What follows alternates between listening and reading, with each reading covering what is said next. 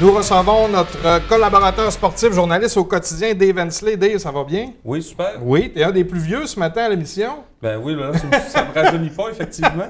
Donc, Dave, on va y aller quand même, toujours avec nos merveilleuses co-animatrices, Delphine et Anne-Sophie. On va débuter la discussion avec les SAG, Dave. Une très bonne fin de semaine pour les Saguenayens. 5 points sur une possibilité de 6.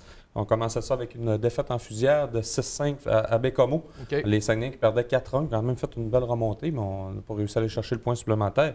Et puis les Saguenayens, dans les 3 dernières journées, ont battu 2 des 5 meilleures équipes de la Ligue. Les Moussets d'Halifax, 4-2. Et puis les Voltigeurs de Drummondville, un rare match un lundi soir, oui. 3-1.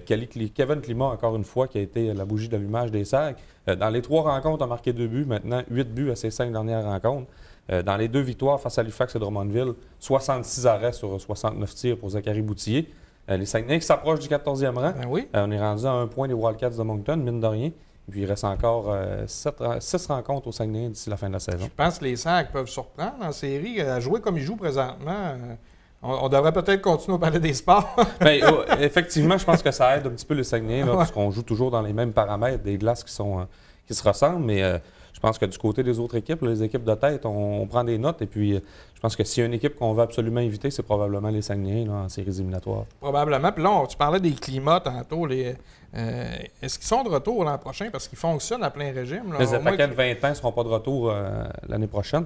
On a fait le choix au fait. C'est des 20 ans, eux autres, présentement. Effectivement. Okay, je pensais que tu as dit puis au fait, le directeur général Yannick Jean, il a décidé de les garder parce qu'il n'y a pas eu d'offre assez alléchante. Mais finalement, ce choix s'avère quand même là, assez judicieux pour les Saguenayens parce que là, Kevin Climat s'est vraiment mis en marche. Même son frère Kelly, qui a été blessé là, une bonne partie du mois de février, mais là, il est revenu au jeu et puis contribue quand même là, au succès des Saguenayens récemment. Donc, est-ce que c'est terminé les SAG au Palais des Sports? Oui, effectivement. Supposé. C'est supposément terminé. Les Saguenayens qui ont 4 matchs sur la route. Sherbrooke, Gatineau, Shawinigan et Québec. Et puis après, on va revenir en fin de semaine prochaine pour terminer la saison. 2 matchs contre les Huskies de Rouyn-Noranda. Semble-t-il que les travaux sont commencés et puis ça devrait être terminé dans les délais. Delphine, on parle de quoi maintenant? Les Marquis de Jonquière. Les Marquis, Dave? Les Marquis, les séries qui vont débuter en fin de semaine, vendredi, face au Cool FM de Saint-Georges-de-Beauce. On a terminé avec 2 victoires pour s'assurer du 2e rang du côté des Marquis. Une victoire de 5-0 vendredi à Jonquière, au Palais des Sports, d'ailleurs, qui est très occupé de ces temps-ci. Oui. Et puis, on est allé chercher une dernière victoire. On avait besoin quand même de cette dernière victoire-là, 4-3 à Trois-Rivières. Les Marquis qui menaient 4-0, ils se sont fait chauffer un petit peu en fin de match, mais ont quand même réussi à aller la chercher. Cédric Desjardins, qui son blanchissage vendredi, était nommé une des étoiles la semaine. Petite statistique pour les séries éliminatoires. Ouais. Les Marquis, en 7 rencontres contre Saint-Georges, 4 victoires, 3 défaites. Donc, ça pourrait quand même être une série intéressante. Et les Marquis, peu importe ce qui arrive au premier tour, on aura une 2e chance si jamais les Marquis sont éliminés, vu qu'il y a seulement 6 équipes.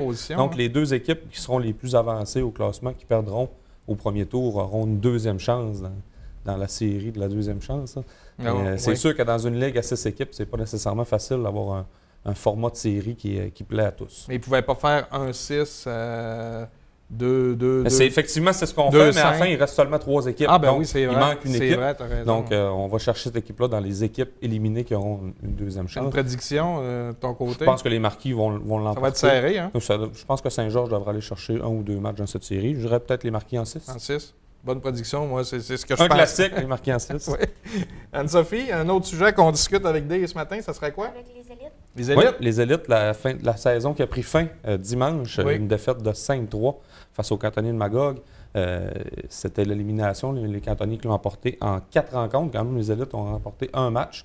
Les Cantonniers qui étaient la 2e meilleure équipe en saison régulière de la Ligue de hockey budget 3 du Québec. Samedi, ça a été un match plus difficile.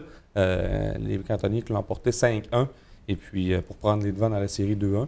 Puis les élites, quand même, là, en 3e période, dimanche, on avait toujours une chance de l'emporter. Un avantage numérique de 5 minutes, mais puis c'est les Cantonniers qui ont finalement marqué. Donc, pour se sauver avec la victoire, une petite note sur Patrick Gay, qui sera un bel espoir là, au prochain repêchage des Cantonniers de Magog. 9 points en 4 rencontres dans cette série. Les élites ont remporté un match, a été blanchi de la feuille de pointage. Donc, ça donne un bon indicatif de l'impact du jeune homme sur son équipe. Est-ce que c'est vraiment terminé la saison pour les élites? Non, c'est pas terminé. Ouais. Il y aura les séries de la Coupe Dodge, là, qui sont les championnats provinciaux. Ça a été un peu là, mis en place il y a peut-être 4 ou 5 ans, pour permettre aux équipes de jouer plus longtemps, OK. vu que souvent, comme là, les élites auraient terminé leur saison on est au début du mois de mars, quand même vu que l'école se termine seulement au mois de juin. Donc, on voulait donner la chance aux joueurs de continuer leur saison. Donc, on a un volet de la Coupe Dodge. Donc, les détails pour les élites qui seront connus sous peu. On affrontera une équipe là, dans une série 2-3, et puis au fil des semaines, là, il y a 3 équipes qui vont se qualifier pour la Coupe Dodge. En fait, le championnat provincial. Oui. Dave, 3 filles de la région hockey universitaire. Effectivement, qui représenteront le Québec, la Ligue québécoise au championnat canadien. Stéphanie Lalancette et puis les Chicoutimiennes Claudia Gagnon et Sophie Gagnon. Okay. Claudia Dubois et Sophie Gagnon, désolé. Et puis les Stingers de Concordia qui l'ont emporté. C'était une série 2-3 face à l'Université de Montréal. On a perdu le premier match en prolongation et puis on a remporté les 2 autres. Pour s'assurer du titre provincial. Okay, donc, le championnat canadien qui aura lieu du 15 au 18 mars à London, en Ontario. Puis une petite note sur les Stingers, c'est la première fois qu'ils l'emportaient depuis 2005 quand même. Donc, un retour au championnat canadien pour cette équipe qui a quand même 3 joueuses qui ont contribué. Claudia Dubois et Sophie Gagnon qui ont marqué dans le match décisif. Samedi, Stéphanie Lalancette avait également trouvé le fond du filet. D'accord. Et en terminant, Dave, rapidement, on parle de grosses performances régionales au mondiaux de patinage de vitesse. Effectivement. Pour ça que j'avais Claudia Gagnon dans la tête. Claudia Gagnon, qui vient du Saguenay, je pense qu'il est Berry-Vraine, et qui a aidé le relais féminin à l'emporter. Une première pour le relais féminin canadien, qui a remporté la médaille d'or. Donc, avec Courtney Sarro, Alison Charles et Danaï Blais, on a battu dans la ronde finale le Japon, l'Italie et la Russie. La jeune Claudia qui participait seulement à l'épreuve du relais. Du côté féminin, le masculin, le Chicoutimier Vincent Girard, terminé 27e au cumulatif. Quand même une belle présence là, contre l'élite du patinage de vitesse courte piste mondiaux junior. La relève est encore très bonne dans la région. Effectivement, aussi, deux représentants sur 8 dans la région.